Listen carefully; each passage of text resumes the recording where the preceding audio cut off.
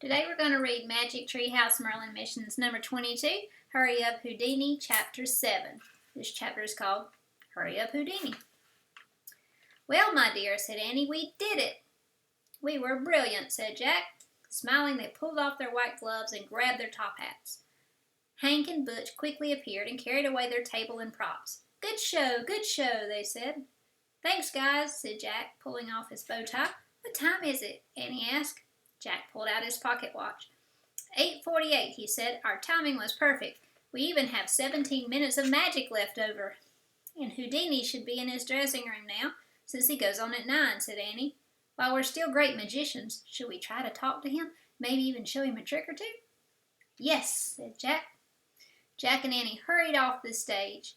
When they reached the dressing rooms, they found Mr. Dewey outside Houdini's door. He was pacing up and down, wringing his hands. He's not here, he cried. He's not here. You know what it means to wring his hand? No. I keep going.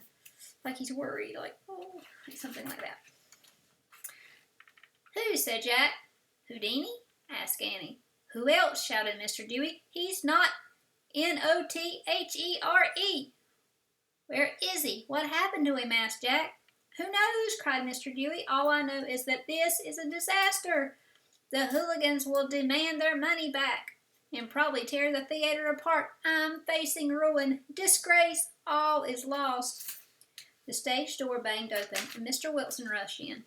No sign of him outside, boss, he said.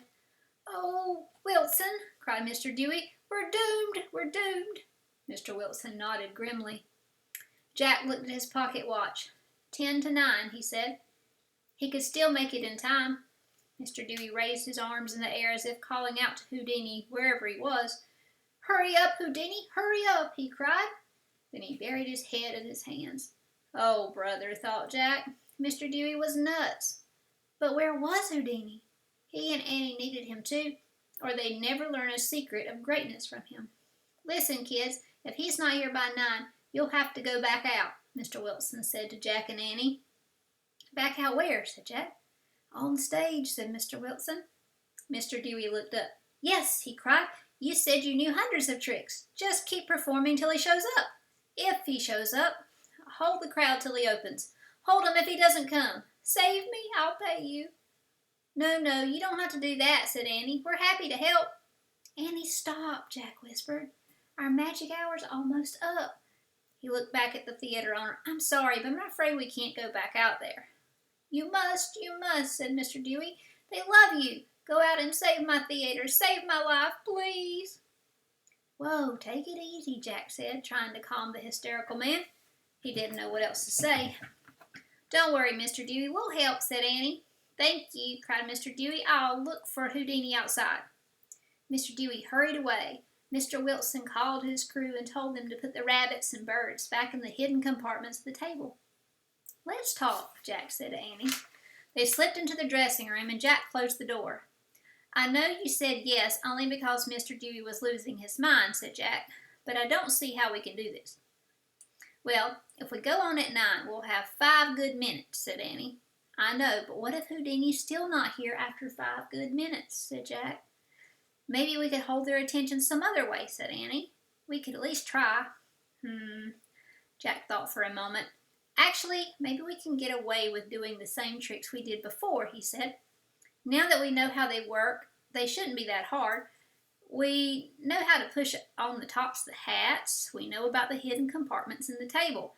We know about the opening in the rings. Yeah, right. Right, easy, said Annie. You can keep doing card tricks, and I can keep throwing the rings around. Mr. Wilson opened the door, and sounds from the audience filled the room. Jack could hear feet stomping and people chanting, Houdini, Houdini. Everything's back on stage, said Mr. Wilson. Ready to tame the lions? Jack felt the confidence that came from being a great magician. Showtime, he said. No problem, said Annie. Jack and Annie left the dressing room and followed Mr. Wilson through the backstage area. Dewey's out on the avenue looking for Houdini, said Mr. Wilson. Take your places and I'll pull the curtain. Jack and Annie strode onto the stage and stood in front of the table. Jack looked at his pocket watch. It was 9 o'clock. The curtain rose to great fanfare. The audience clapped and cheered. It took a moment for everyone to realize they were looking at Jack and Annie again. After a stunned silence, some people started booing and hissing. Jack stepped forward. He tipped his hat and laughed his jolly laugh. "What a terrible surprise, eh?" he shouted. "You didn't know Jolly Jack is the secret identity of the great Houdini, did you?" More booing and hissing. Why are they booing and hissing? Because there's no Houdini. They came to see Houdini, didn't they? Mm-hmm. "Seriously, folks, I understand your disappointment," said Jack, "but the world's greatest magician is preparing himself backstage right now to give you the best show you've ever seen. So please allow Jolly Jack and the Amazing Annie to entertain you for a few more minutes." The audience quieted down, but then someone yelled, "We want Houdini!" "Take it outside, pal," said Jack. "So do we." The audience laughed. Jack turned to Annie. "The wand, sister dear." Annie expertly dropped the wand down her sleeve into her hand. The cymbals crashed, but this time there wasn't much applause.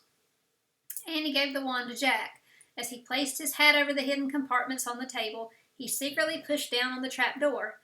Jack then waved the wand around the brim of the hat. He opened his mouth to speak, but suddenly, horribly, he couldn't think of anything to say. Why not? Because the magic hour had gone out. Oh, no. Yes, you're right. Holding the wand in midair, Jack turned to Annie. She looked confused, too. Their hour of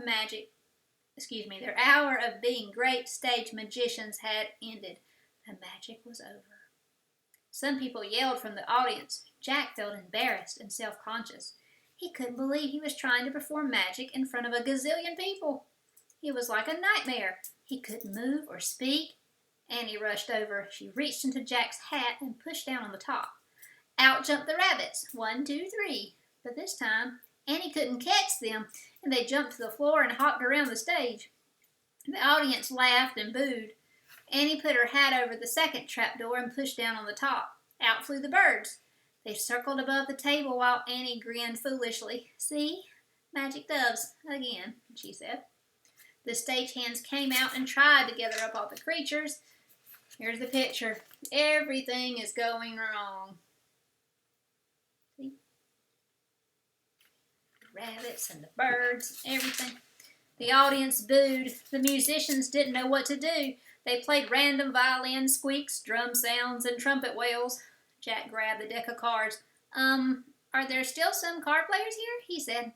He thrust out his arm. Instead of a card appearing in his hand, the whole deck flew into the air. "Blah!" sounded the trombone. Annie grabbed the 3 silver rings, but she fumbled them too, and they clattered to the floor. Again, the trombone played. "Blah!" The audience laughed and booed, and booing had turned to shouting. "Houdini! Houdini!" People stomped their feet. Mr. Wilson yelled from the wings, "Different tricks, kids! Do something new!" Jack was desperate to leave the stage. He grabbed Annie by the arm. "Let's get out of here," he said. "Wait," she said, squinting out at the crowd. "Listen." Jack heard people yelling, "Hooray!" Then he heard cheers and clapping. Has Houdini arrived? Jack wondered. The audience clapped and chanted louder than ever, "Houdini! Houdini!"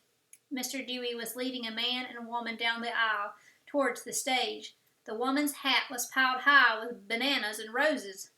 "Is that Bess?" said Jack. "Yes," said Annie. "It's Bess and Harry." "How weird. What are they doing?" said Jack. "Are they coming to help us?" Mr. Dewey led Bess and Harry onto the stage. Who do you think they are? Houdini. Harry, Houdini. Okay.